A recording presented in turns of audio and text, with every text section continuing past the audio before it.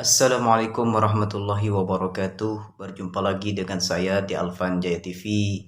Bahasan kali ini tentang bagaimana hukum demokrasi atau pelaksanaan pemilu di Indonesia. Yang katanya ada sebagian kelompok ulama mengatakan bahwa pemilu itu bid'ah, artinya haram dikerjakan. Mari kita dengarkan pendapat dua ulama berikut ini. Namun sebelumnya bagi teman-teman yang baru menemukan channel ini, kami sangat mengharapkan dukungannya dengan cara like, subscribe, dan jangan lupa aktifkan notifikasi loncengnya. Mari kita simak terlebih dahulu pendapat Ustadz Yazid Abdul Qadir Jawas berikut ini. Kemudian yang kedua, apakah sistem demokrasi dan pemilu dari Islam? Bukan dari Islam.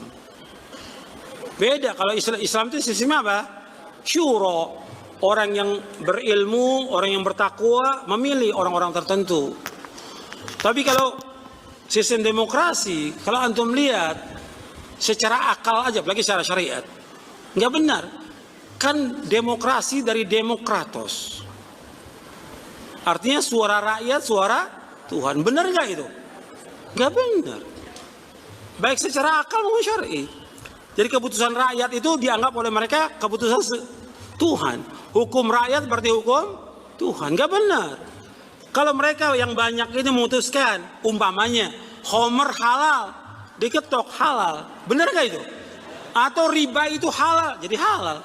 Bagaimana suara terbanyak? Dan juga dalam sistem demokrasi pemilu sama semua suara. Benar apa enggak? Orang kafir dengan orang mukmin sama enggak suaranya? Sama. Orang yang jahat, fajir sama dengan orang yang soleh. Enggak sama. Dalam Islam mesti enggak sama, tapi ini sama dalam demokrasi, dalam pemilu. Orang yang laki-laki perempuan sama. Padahal warisan aja beda. Allah mengatakan warisan dzakaru kal untha. Dan masih banyak lagi.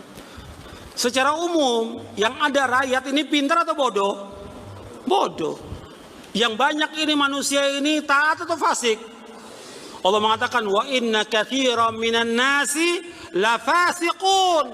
Sesungguhnya kebanyakan manusia fasik kepada Allah. Sekarang yang terbanyak yang fasik. Kalau pakai sistem demokrasi, yang menang yang mana?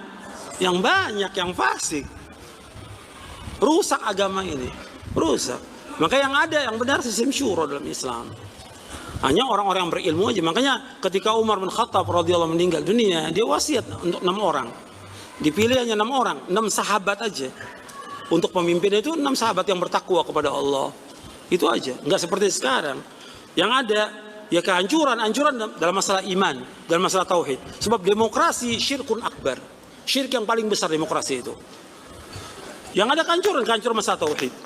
Kehancuran masalah iman, kehancuran dalam masalah juga politik, kehancuran masalah ekonomi. Habis. Kalau semua pakai sistem demokrasi pemilu, habis duit rakyat. Buat pilkada terus berapa miliar, berapa triliun yang habis. Tapi kalau sistem syuro nggak mengeluarkan biaya. Betul tidak? Sekarang rakyat ini perlu dana untuk makan mereka, untuk pekerjaan mereka, untuk segala macam. Sekarang udah banyak menyimpang. Kenapa? Nggak ngerti. Yang umat Islam nggak paham tentang agama ini. Maka harus belajar lagi dan belajar lagi. Kalau sistem udah ada, sekarang bagaimana? Ya udah, yang penting kita dakwakan dakwah tauhid. Dakwah. Yang penting kita belajar, menuntut ilmu, masyarakat. Itu tanggung jawabnya para pemimpin yang ada, pejabat yang ada, yang mereka berdosa dalam melaksanakan ini, yang tidak sesuai dengan syariat Islam. Dan selanjutnya kita dengarkan pendapat Ustadz Abdul Somad dan Ustadz Adi Hidayat. Dulu Eropa itu dipimpin oleh 2, raja, paus. Raja sama paus. Raja Spanyol, raja Inggris, raja Prancis, paus. Lalu kemudian rakyat yang sedang tertindas ini mengamuk pada abad ke-15. Maka muncullah apa yang disebut dengan Renaissance. Bangsa Eropa bangkit, kebangkitan Eropa, Renaissance. Mereka menggulingkan raja, maka raja-raja di Eropa tak ada kuasa. Juan Carlos tak berkuasa, Ratu Elizabeth tak berkuasa, tak ada lagi kuasa raja.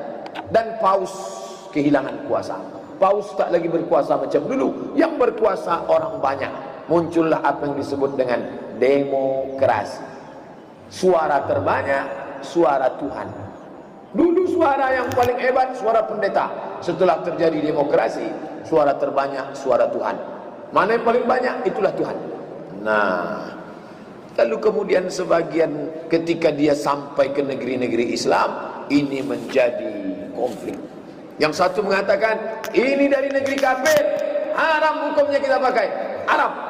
Yang satu mengatakan, ini kan sekedar cara. Itu maka dibahas halal haram demokrasi. Saya ambil pendapat bukan Abdul Somad.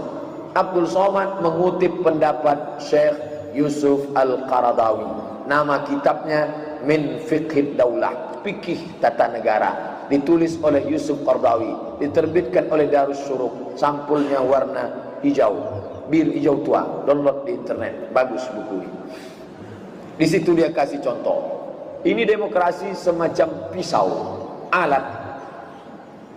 10 anak mau cabut sekolah, mau pesta narkoba. 10 anak mau pesta narkoba. Sekarang diterapkan suara terbanyak suara Tuhan. Hai kawan-kawan yang 10, ya. Siapa yang setuju kalau kita pesta sabu? 9 setuju, 1 tak setuju. Maka pada saat itu demokrasi batil, haram. Karena 9 setuju nyabu, 1 tak setuju. Ternyata dibalik, 10 anak ini ikut pengajian. Sekarang pakai lagi sistem yang sama. Hei 10 anak, siapa yang mau ikut pesta sabu? Yang ikut 1, 9 tak setuju. Maka pada saat itu demokrasi bisa jadi baik. Kata Syekh Qaradawi, bukan kata saya. Bagaimana tanggapan Ustadz memaknai demokrasi dalam melaksanakan sistem ini? Tanya gini, kita sering diskusi dengan para ulama, tokoh-tokoh dan sebagainya. Bahkan terakhir ada imam dari Kuba, dari kota Nabi datang untuk berdiskusi. Dan kesimpulannya adalah sepanjang sistem itu kemudian bisa kita manfaatkan untuk menghadirkan maslahat dalam kehidupan yang mendekatkan pada nilai keislaman, maka jadikan wasilah itu untuk membangun nilai keislaman yang lebih luas. Jika memang maslahatnya lebih besar, maka ikuti. Karena kalau ditinggalkan, madaratnya lebih banyak. Anda boleh tidak sepakat, kemudian Anda tidak memilih, itu hak Anda. Tapi persoalannya ketika Anda tidak memilih, maka orang liberal ikut memilih. Orang sekuler ikut memilih. Lesbi ikut pilih. Homoseksual ikut pilih. Ketika mereka memilih, suaranya lebih banyak, mereka yang megang kekuasaan. Ketika memegang kekuasaan, kebijakan dibuat. Ketika kebijakan dibuat, apa kemudian dampak selanjutnya? Bukankah ada gambaran dalam agama kita untuk taat pada pemimpin? Sekarang pemimpin Anda misalnya membuat kebijakan yang tidak benar. Disitulah kemudian madarat akan muncul. Maka dari itu adalah kewajiban kita saat ini adalah menghadirkan suara-suara kebaikan. Perempuan pilih pilihan-pilihan yang mendekatkan kepada Islam, yang dekat dengan maslahat-maslahat keumatan. Begitu dia dipilih, dia buat kebijakan dekat dengan umat. Setelah itulah kemudian sistem akan berjalan menyesuaikan dengan maslahat kehidupan kita. Jelas sampai sini? Jadi saran saya ikuti dan pilih orang-orang terbaik di situ supaya nanti memberikan maslahat kepada umat. Kan agak aneh, Anda tidak memilih tapi wajib taat kepada yang dipilih. Aneh, Anda tidak memilih tapi setelah terpilih wajib taat. Ya bagaimana Anda bisa tidak memilih yang terpilih orang yang buruk dan Anda menaati orang buruk? Itu kan maslahat, itu tidak ada. Paham ya? Allah Ta'ala alam bisawab. Ini bahasan panjang, cuma singkat saja barangkali karena waktunya terbatas. Jadi kesimpulan menurut Ustadz Abdul Somad dan Ustadz Adi Hidayat, hukumnya boleh sah-sah saja. Yang semoga video bermanfaat. Jangan lupa like, subscribe, dan aktifkan notifikasi loncengnya. Semoga video ini bermanfaat. Assalamualaikum warahmatullahi wabarakatuh.